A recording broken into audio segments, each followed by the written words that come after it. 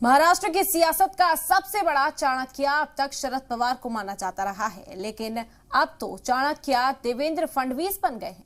राजनीति के शतरंज पर शह और मात के खेल में देवेंद्र फडणवीस ने ऐसी बिसात बिछाई कि एक साथ तीन पार्टियां बेबस हो गई। आज जो कुछ हो रहा है इसकी पटकथा दिसंबर 2019 में लिखनी शुरू हो गई थी, जब विधानसभा के सेशन में देवेंद्र फडणवीस ने साफ कहा था कि मैं लौटूंगा।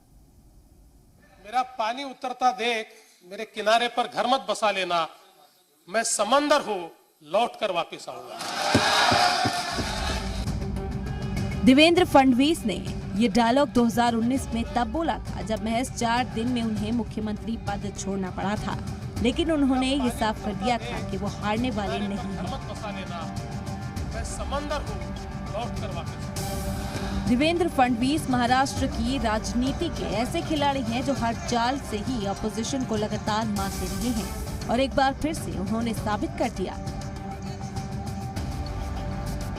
देवेंद्र फडणवीस, जिन्होंने आखिरकार राजनीति के मंझे नेता शरद पवार और महाराष्ट्र में बेहद मजबूत तंजीम वाली पार्टी शिवसेना के सदर उद्धव ठाकरे को पटखनी दे दी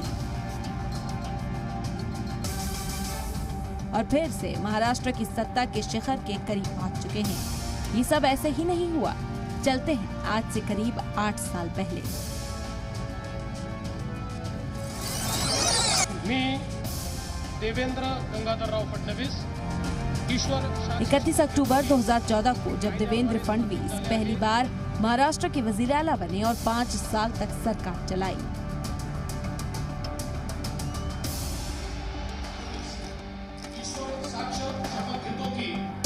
फिर 23 नवंबर 2019 देवेंद्र फडणवीस ने अचानक सुबह वजीर आला ओहदे की शपथ ली।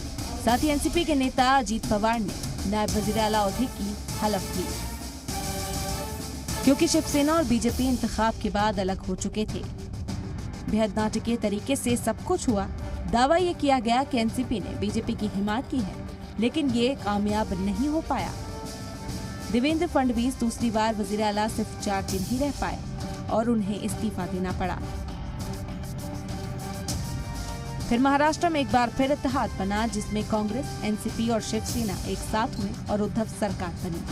सरकार बनने के बाद दिसंबर 2019 में ही असेंबली का सेशन बुलाया गया और देवेंद्र फडणवीस ने ये मशहूर डायलॉग बोला। मेरा पानी उतरता देख मेरे किनारे पर घर मत बसा लेना, मैं समंदर हूं, लौटकर वापस आऊंगा। और अब ये लग रहा है कि फिर से देवेंद्र फडणवीस तीसरी बार वजीर आला बनेंगे, क्योंकि 2.5 साल के बाद उद्धव सरकार गिर चुकी है। उद्धव सरकार गिरी तो बीजेपी ने जश्न मनाना शुरू किया और जश्न के मरकज में कहीं न कहीं देवेंद्र फडणवीस ही रहे।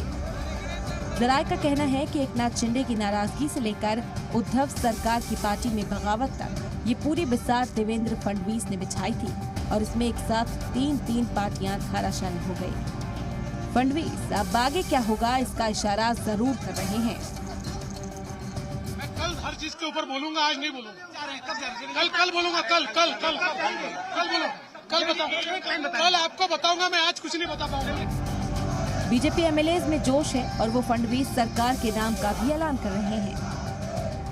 महाराष्ट्र में देवेंद्र जी हमारे नेता है और उनकी रणनीति, उनका कार्यक्षमता, मैं बहुत प्रसन्न हूँ। जो हिसाब से वो काम कर रहे हैं वो बहुत बड़ा हमारे कदावर नेता है और साथ में अमित भाई, नरेंद्र भाई, सबका सपोर्ट रहेगा ही। बट महाराष्ट्र के ये पूरा सत्ता पलट करने में मैं देवेंद्र जी को पूरा जानता हूँ। कहते हैं राजनीति और जिंदगी में सब कुछ स्थायी नहीं होता और ये तो मुंबई है, माया नगरी। आज से 65 साल पहले एक फिल्म आई थी जिसका नाम था CID और इस फिल्म में मोहम्मद रफी की आवाज में जॉनी वॉकर ने समझाया था, जरा हट के, जरा बच के, यह है बम्बई मेरी जान। महाराष्ट्र की सियासत में देवेंद्र फडणवीस ने साफ कर दिया, जरा बच के रहना हमसे।